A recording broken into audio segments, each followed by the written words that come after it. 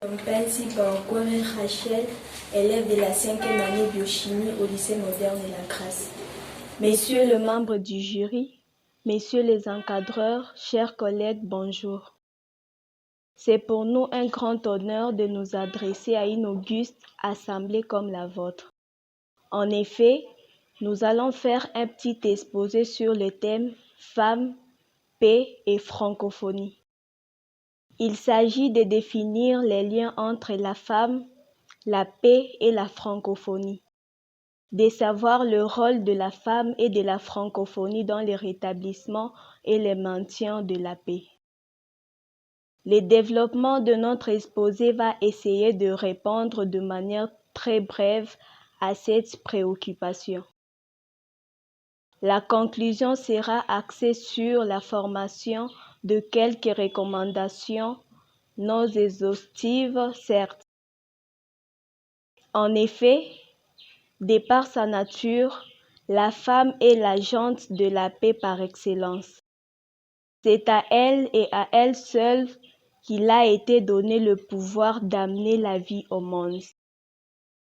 Elle ne partage pas les lots de la maternité avec l'homme. Les douleurs de l'enfantement lui sont uniquement réservées.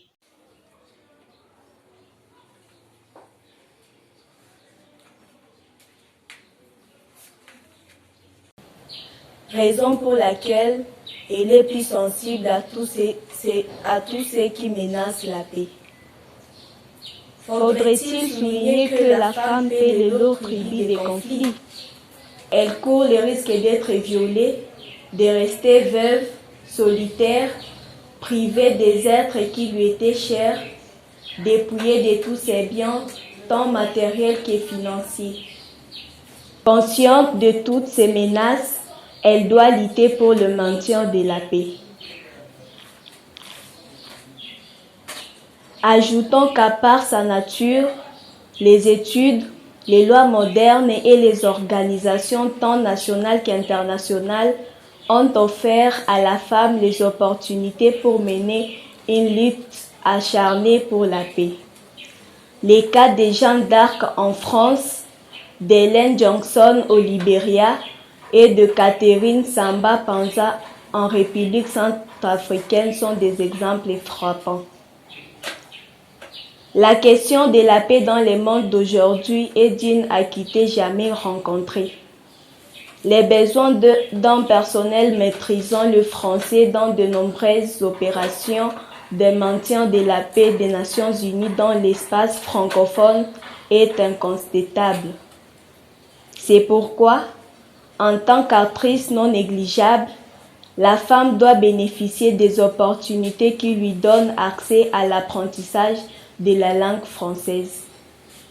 Madame Louise Mushikiwabo, de nationalité rwandaise, ne serait pas élue secrétaire générale de l'Organisation internationale de la francophonie si les portes de l'apprentissage du français lui étaient fermées.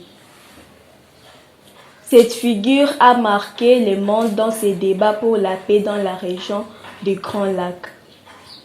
Qui contesterait le rôle joué par Mesdames Leila Zerungi et Bintou Keïta en qualité de chefs des missions de l'ONU pour la stabilisation en République démocratique du Congo?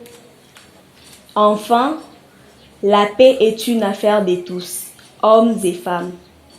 Si la femme bénéficiait de mêmes opportunités que l'homme, le maintien de la paix poserait moins de problèmes qu'il impose à ces jours.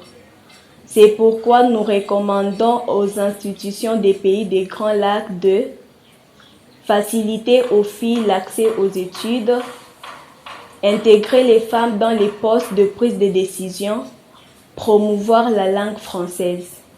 Messieurs les membres du jury, messieurs les encadreurs, chers collègues, j'ai dit et je vous remercie.